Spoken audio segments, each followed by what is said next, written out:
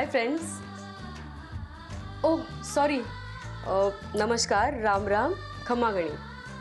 मैं दीप्ति आपका स्वागत करती हूँ आप ही के पसंदीदा कार्यक्रम में जिसका नाम है पावना। दोस्तों, अभी आप सोच रहे होंगे कि मैंने अचानक से कार्यक्रम की शुरुआत अंग्रेजी में कैसे की। तो दोस्तों, इसकी एक वजह है। आज हम जिनसे मुलाकात करने वाले हैं वो एक युवा प्रतीक है। आजकल हर जगह युवाओं को महत्व दिया जाता है, फिर वो किसी भी क्षेत्र में क्यों ना हो। इसका उत्तम उदाहरण है युवा विजन के प्रतीक बने मनीष मुंदड़ा। युवा सोच के धनी मनीष आज पूरे समाज के युवकों को एक नई पहचान देना चाहते हैं। राजस्थानी युवा शक्ति को एक ब्रांड बनाने के लिए वो अपनी पूरी संकल्प शक्ति को आगे बढ़ा रहे हैं। तो देखते हैं इस संकल्प को किस प्रकार साकार करते हैं हमारे पावना। तो आइए मुलाकात कीजिए और जानिए मनीष मुंदड़ा जी से। तो चलिए हमारे स्टूडियो में।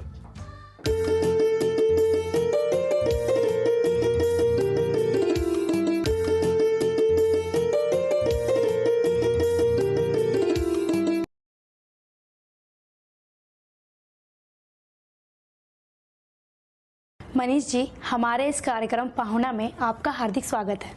जय महेश। आप राजस्थान में कहाँ के निवासी हैं, यानी कि आपकी मातृभूमि राजस्थान में कहाँ है? हमारा राजस्थान में गांव है रानी गांव, तालुका मकराना है और उसका जिला है नागौर।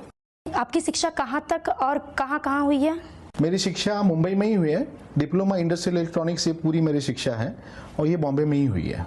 आपका पारिवारिक व्यवसाय क्या रहा है? हमारा करीबन 3 जनरेशन से फैमिली बिजनेस है नमक की खेती करना, मैन्युफैक्चरिंग ऑफ सॉल्ट। ये हमारा पारिवारिक व्यवसाय रहा है। वर्तमान में आपका व्यवसाय नमक का ही है या कोई अन्य व्यवसाय कर रहे हैं?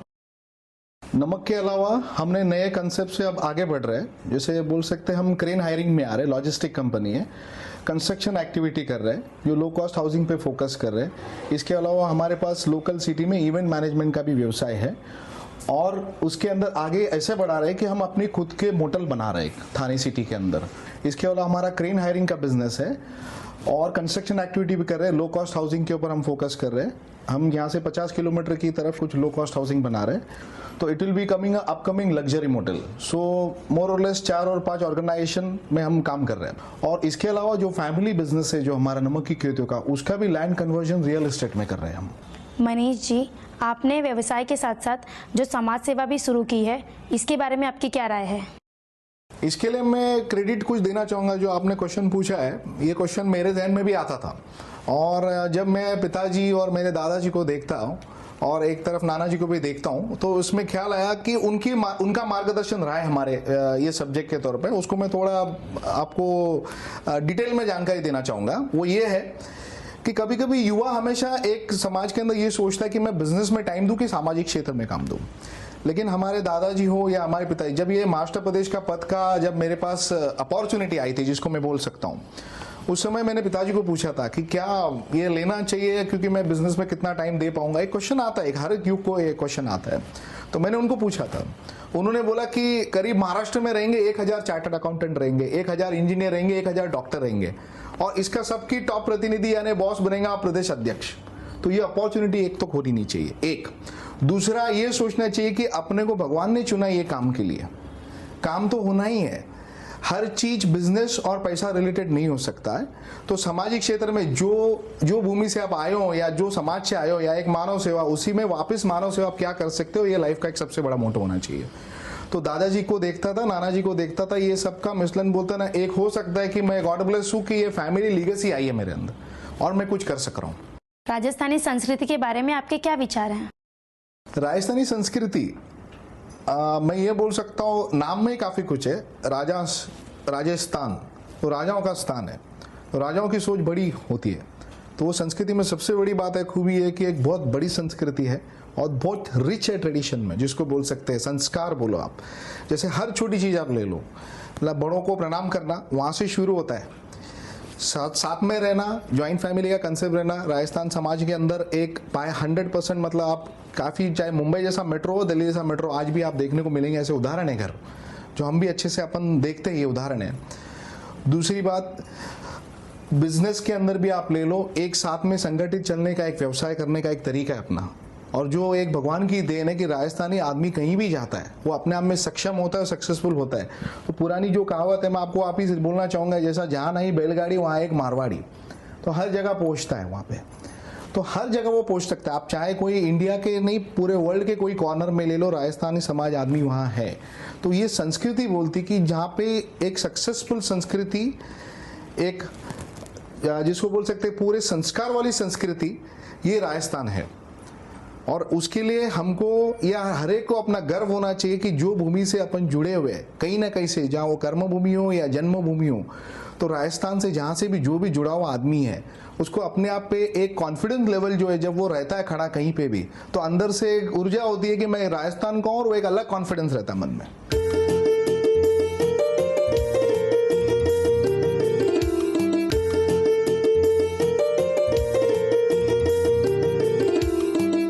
राजस्थान की संस्कृति को बढ़ावा मिले, इसके लिए आपकी क्या राय है?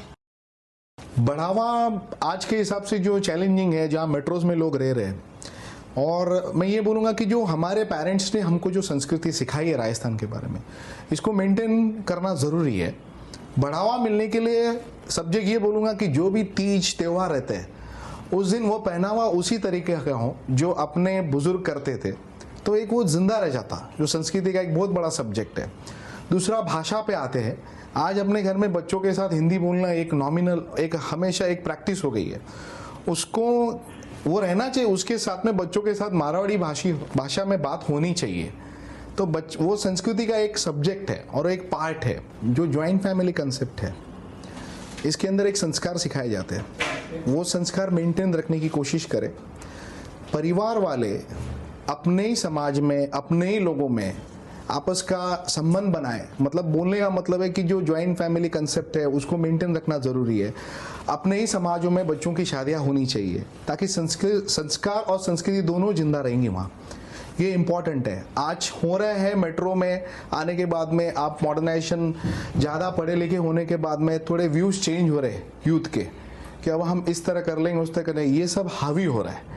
ये हावी नहीं हो, इसके लिए अपना काम है कि पूरे जो सीनियर लोग हैं, जो आने वाले युवा हैं, इनको भी कि अब ये सब चीज़ें एक्सेप्ट करें और इसके पॉजिटिव पॉइंट्स स्टडी करके इसी को एप्लीकेशन करें फ्यूचर में।